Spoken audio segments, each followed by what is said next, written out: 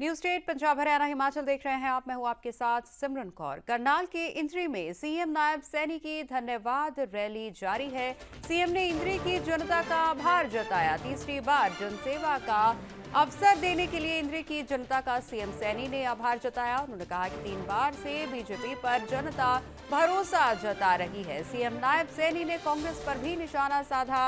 आरक्षण को लेकर कांग्रेस ने दुष्प्रचार किया है, ऐसा सीएम नायब सैनी ने कहा। और सीएम ने कांग्रेस पर निशाना साधते हुए कहा कि कांग्रेस ने संविधान को खतरे में बता दिया। संविधान को कोई भी खतरा नहीं है, खतरा कांग्रेस की गलत नीतियों को है।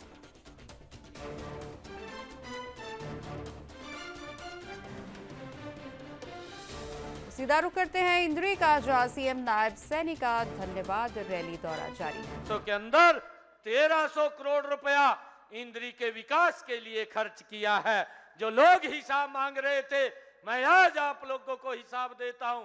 आप देख करके इसके ऊपर मंथन कीजिए, क्योंकि इतना पैसा ये लीक हो जाता था, भ्रष्टाचार की भेंट चढ़ जाता था, गरीब व्यक्ति सुविधाओं के लिए वंचित रह जाता था, वो देखता रहता था।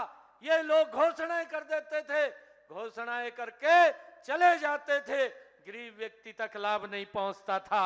ये लोग ये बात करते थे, परंतु मैं हरियाणा प्रदेश की सरदारी को, हरियाणा प्रदेश के लोगों को धन्यवाद देता हूं कि ऐसे भ्रष्टाचारी जो क्षेत्रवाद को जन्म देती थी, जो परिवारवाद के ऊपर चलती थी और जो भेदभाव बरतती थी, ऐसी सरकार को बाहर दिखाने का काम किया है। सदमे में पड़े भाई, अभी तक उठे नहीं है सदमे माते। और ये कह रहे पड़े पड़े अंदरी, कहा जी ईवीएम खराब है। भाई ईवीएम खराब नहीं है, आपकी नीतियां खराब थी और उन नीतियों के कारण हरियाणा प्रदेश के लोगों ने आपको बाहर का रास्ता दिखाने का काम किया है। भाइयों, जो व्यक्ति 55 साल तक देश के ऊपर शासित रहा हो, जिसके परदादा, जिसके दादी और जिसके पिता और स्वयं जो 55 साल तक इस देश के अंदर सत्ता के ऊपर रहे हों, उन लोगों को वोट लेने के लिए गारंटी देनी पड़ती है। उन लोगों को वोट लेने के लिए लोगों को डराना पड़ता है। एक पवित्र संविधान की बुक को उठा करके ये कहना पड़ता है कि मोदी आएगा, संविधान को खत्म कर देगा। अरे राहुल बाबा, संविधान तो खत्म नहीं हो रहा, परंतु कांग्रेस पार्टी खत्म हो रही है आपकी गलत नीतियों के कारण। मैंने अभी बताया है भाइयों, हमने 10 वर्षों में इंद्री में 1300 करोड़ रुपया खर्च किया और उन लोगों ने 10 वर्षों में 391 करोड़ रुपए खर्च किए। एक जमीन आसमान का अंतर है।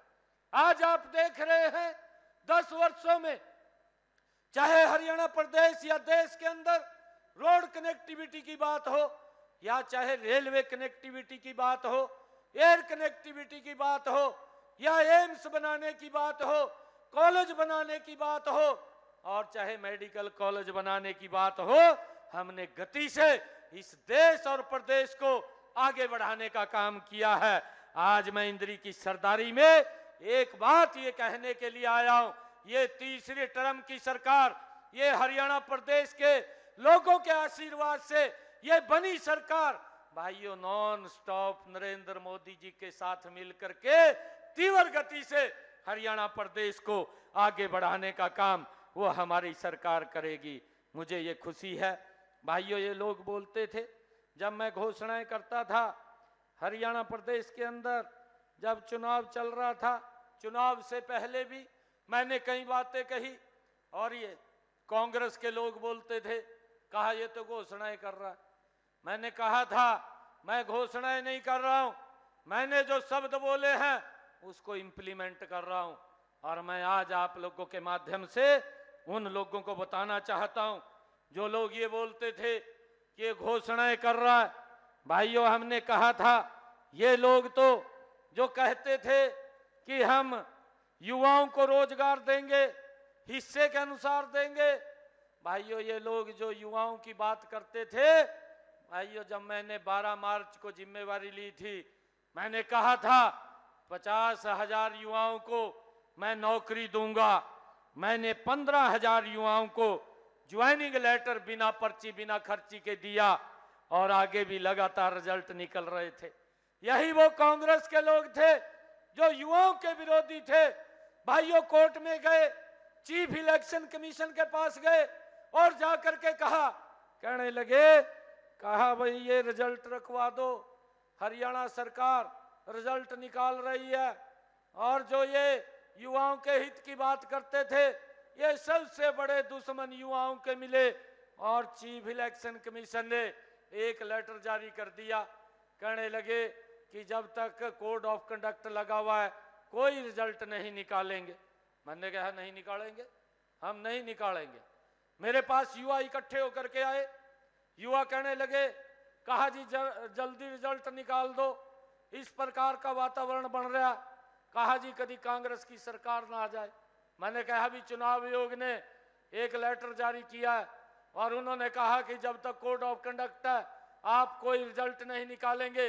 परंतु मैं आप लोगों के बीच में एक संकल्प लेता हूं, मेरे पास काफी संख्या में युवा है, उनके बीच में मैंने खड़े होकर के कहा कि मैं शपथ तब लूंगा हरियाणा प्रदेश के 24,000 बच्चों को बिना पर्ची बिना खर्ची के हरियाणा सरकार में ज्वाइनिंग दूंगा, तब मैं अपनी ज्वाइनिंग लूंगा।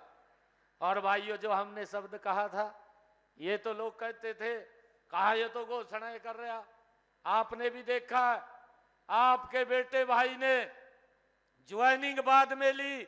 पहले मेरे हरियाणा प्रदेश के ये इतिहास में पहली बार हुआ है, एक गरीब परिवार का बेटा बिना पर्ची बिना खर्ची के 24,000 युवाओं को हमने पहले ज्वाइनिंग लेटर दिया, फिर आपके बेटे भाई ने ज्वाइनिंग लिया है।